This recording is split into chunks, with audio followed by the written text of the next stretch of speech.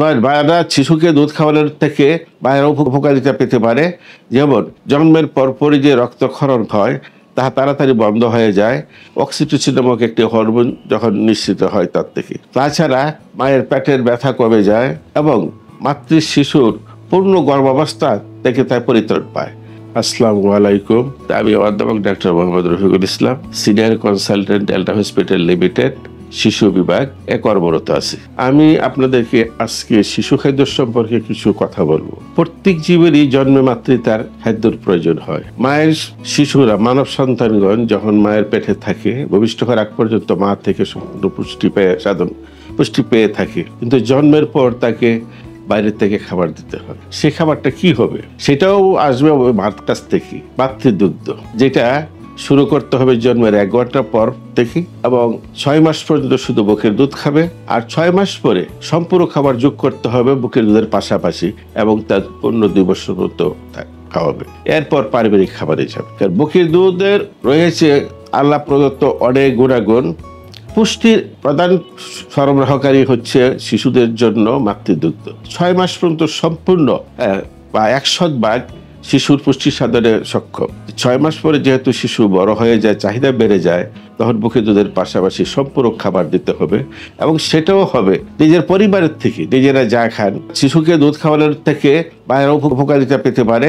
যেমন জন্মের পরপরই যে রক্তক্ষরণ হয় তা তাড়াতাড়ি বন্ধ হয়ে যায় অক্সিটোসিন নামক একটি হরমোন যখন নিঃসৃত হয় তার থেকে। তাছাড়া মায়ের পেটের ব্যথা কমে যায় এবং মাতৃ শিশুর পূর্ণ গর্ভাবস্থা থেকে তার পরিত্রাণ পায়। মায়েরা অনেক মাকে শিশুর জন্ম না হওয়ার জন্য জন্ম নিরোধী ট্যাবলেট খেয়ে থাকে। মা যদি সম্পূর্ণ বুকে দুধ খাওয়ায় 6 মাস এবং তার যদি মাসিক শুরু না হয়, তাইলে 98% বা 98% মা শিশু জন্ম থেকে সে রক্ষা পাবে। অর্থাৎ সে জন্ম নিরোধী 90% যেটা নাকি ট্যাবলেট রীতিমতো খাওয়ার যে উপকারিতা সেই সমপরিমাণ হবে। আচ্ছা, এখন আমি অনেক মায়ের সঙ্গে অভিযোগ করে যে আমার বাচ্চা দুধ পায় না, এটা একটা মারাত্মক, প্রায় মাই বলে। তখন আসলে সেটা লক্ষণগুলো দেখে বোঝা যায় অনেক মা হয়তো এটা একটা এমন অভিযোগ করে যেটা বাস্তবতা সত্য নয়। কিন্তু বাস্তবতা দেখতে হলে তাকে দেখতে হবে বাচ্চার অবস্থান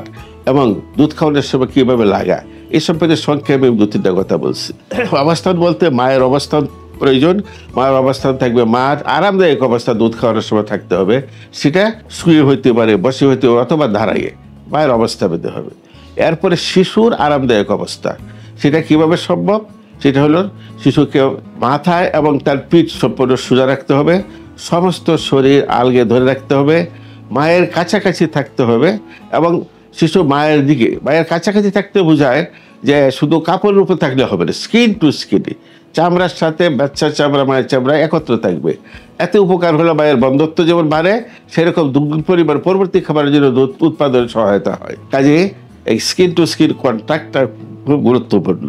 এরপরে এভাবে পজিশনে নিয়ে সমস্ত বাচ্চাকে সঠিকভাবে লাগাইতে হবে। মায়ের মুখের দুধ থাকে বুটার ভিতরে নয়, বরং বুটার পিছনে যে কালো দাগ আছে, কালো দাগের পিছনে দুধ জমা থাকে। সুতরাং দুধ খাওয়ানোর সময় আমাদের লক্ষ্য রাখতে হবে যাতে কালো জায়গা বাচ্চার মুখে যায়, এটাকে আমরা এরিউলার পার্ট বলি। তো কি করতে হবে? প্রথমে মায়ের বুকের বুটা ঠোঁটের মধ্যে লাগাইতে হবে। তখন শিশুর খিদা থাকলে সে হা করবে, তখন মা তার বুটা সহ যতটুকু সম্ভব কালো জায়গা বাচ্চার মুখে দিতে হবে এবং তখন বাচ্চা যখন এটাকে উপরে তালুতে লাগবে তখনই সে চুষতে থাকবে বা শাক করতে থাকবে।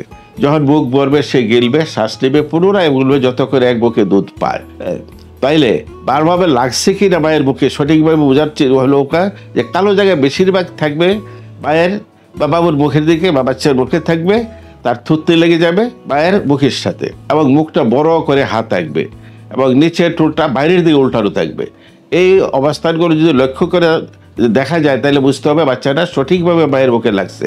তাইলে ওই বাচ্চা সঠিক পর্যাপ্ত দুধ পাবে এবং আর অন্য কিছু লাগবে না। তারপরেও যদি কিছু বাতাস দুধ খাওয়ার সময় ঢুকে যায় তখন তাকে কাঁধে নিতে হবে, কাঁধে নিয়ে পিঠের মধ্যে হাত বোলাতে হবে, হয়তো 10-15 মিনিট। তো এইভাবে দুধ খাওয়াইলে তাহলে বাচ্চা দুধ পাবে এবং তার পুষ্টির কোনো সমস্যা হবে না। তাইলে আমি এখানে আপনার বুকে দুধ খাওয়ার সম্পর্কে পুষ্টি এবং প্রয়োজনীয় কথা বলছি। আশা করি আপনারা এগুলো মনে রাখবেন এবং এগুলো দুধ খাওয়ানোর সময় প্রয়োগ করবেন।